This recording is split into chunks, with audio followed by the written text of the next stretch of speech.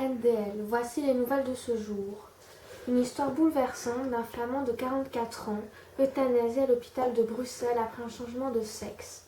Au départ, une femme prénommée Nancy souffrait d'un trouble identitaire grave, a subi 2 opérations, en disant être fille par erreur et un corps de garçon qu'il ne voulait pas, d'où de graves souffrances. D'où il a subi une euthanasie légale à cause de troubles neuropsychiatriques. Il n'est pas toujours facile de déceler un trouble physique ou psychique.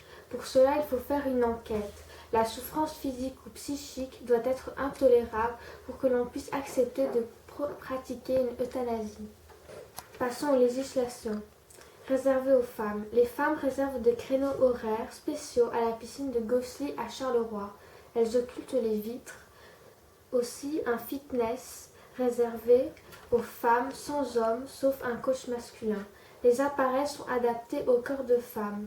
Elles sont plus à l'aise car elles n'ont pas à subir le regard des hommes, car à cause des publicités qui montrent des corps de femmes parfaits, elles ne se sentent pas à l'aise. En France aussi, à Lille, il y avait une piscine réservée aux obèses. La campagne électorale de Nicolas Sarkozy. On a entendu parler de piscines réservées aux femmes, mais celui-là semblait dire que cela ne faisait pas partie de la République. À Gosselies, la piscine est réservée 2 heures pour les femmes, raison religieuse ou par pudeur. Merci Natacha, passons à la politique. Le geste fou et irresponsable de Silvio Berlusconi. L'Italie est touchée par une nouvelle crise politique après la démission, samedi 28 septembre, de 5 ministres soutenant Silvio Berlusconi. Un geste qualifié de fou par le président du Conseil, Enrico Letta, qui avait lui-même menacé de démissionner si la fronde pro-Berlusconi continuait de paralyser son action. Après avoir rencontré Giorgio Napolitano, Enrico Letta demandera la confiance du Parlement, mais la date pour ce vote de confiance n'a pas encore été fixée. Après la démission collective des ministres pro-Berlusconi, le président du Conseil, Enrico Letta, du Parti démocrate, comme toute la gauche d'ailleurs, parle de gestes irresponsables et même en coulisses de gestes de bandits, compte tenu de la situation économique alarmante de l'Italie.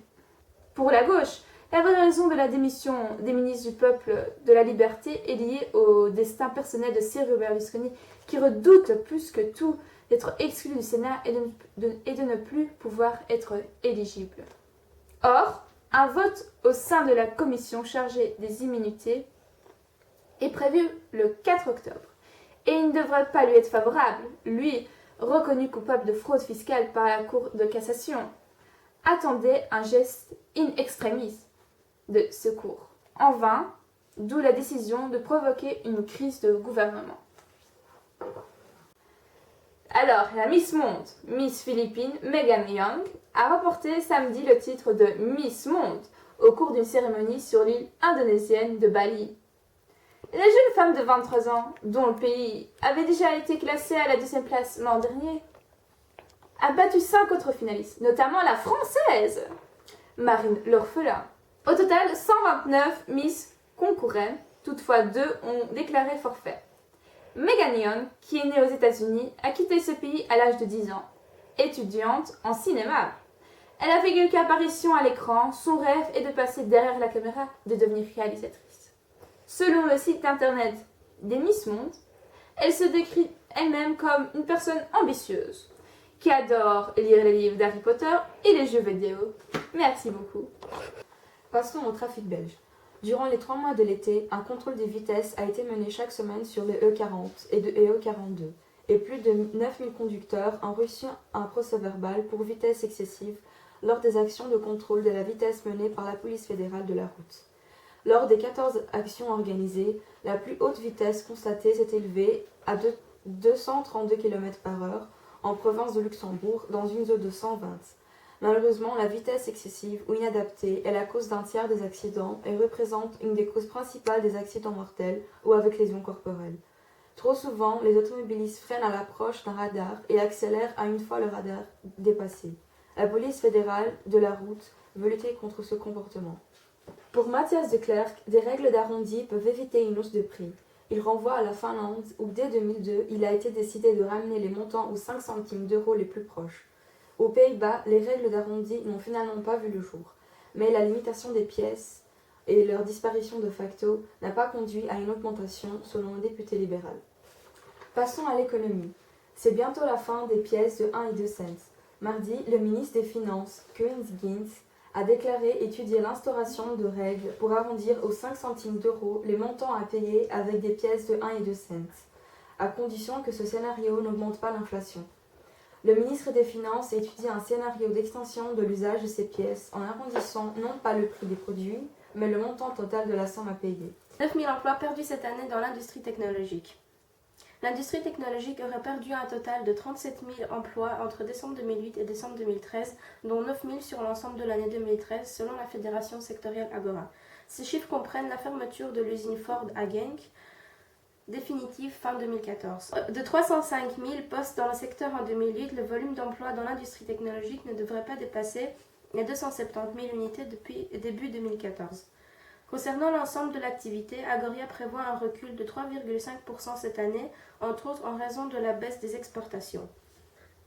La fédération estime que si la Belgique avait suivi cette dernière décennie l'évolution des coûts salariaux de l'industrie technologique allemande, et pour une même rentabilité, notre pays compterait 30 000 emplois supplémentaires.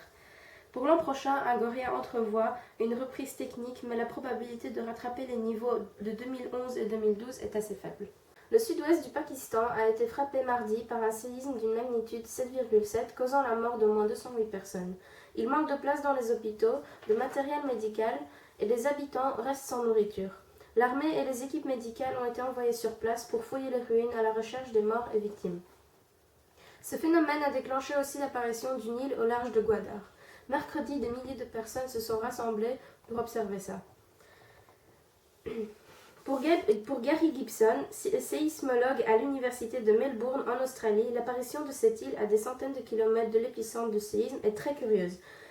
Cela s'est déjà produit par le passé dans cette région, explique-t-il, mais c'est un événement hors du commun, très rare. Je n'ai jamais entendu parler d'une chose de la sorte. Cette île serait en fait un volcan de boue poussé vers la surface sous la pression du gaz méthane lors du séisme.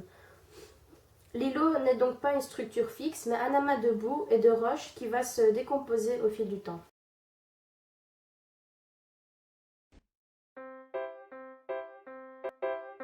Voici la crème de condition sans parabènes avec une composition 100% naturelle.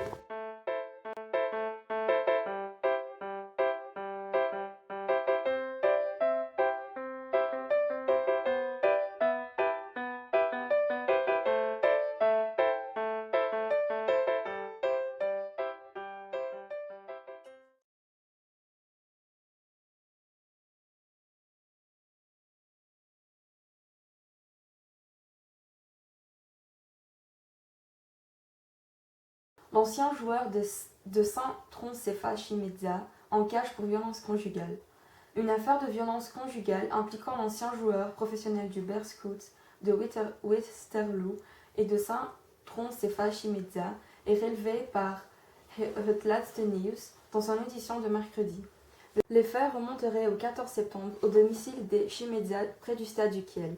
Des coups auraient été portés par l'ancien joueur à sa femme qui a été projetée à terre, et à ses 2 très jeunes enfants de 4 et 1 an et demi qui ont été blessés. La chambre d'accusation du tribunal a ordonné mardi son maintien en cellule pour 1 mois.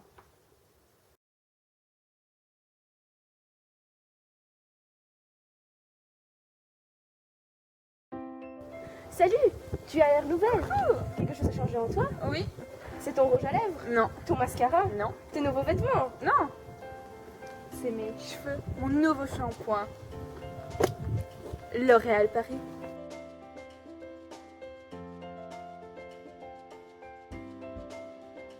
Adoucissant, éclaircissant, nourrissant pour une chevelure brillante.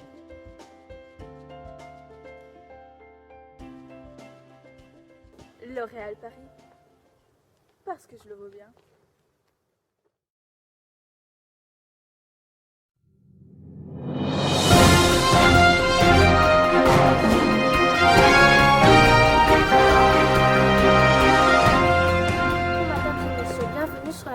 Aujourd'hui, nous avons des éclaircissements. Le ciel est dégagé, bleu. il y a des rayons de soleil. Demain, le temps sera pluvieux et après-demain, le ciel sera nuageux.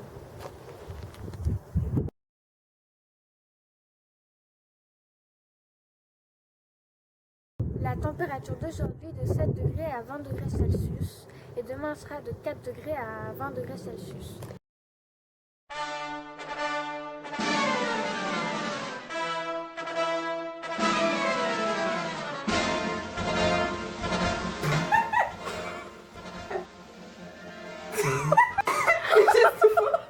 Irresponsable de Silvio Berlusconi.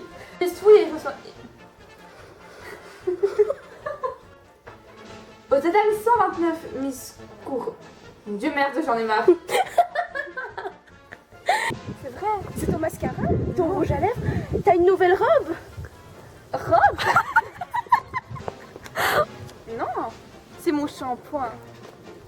Mes cheveux sont... Pourquoi tu rigoles? Allez, c'est mon shampoing. L'Oréal Paris. Salut, quelque chose a changé en toi, tu m'as Oui. l'air nouvelle. Oui. C'est tes cheveux? Oh putain. Parce que je vaux bien. Attends, répète. C'est mes cheveux. Mais ça, c'est pas ça.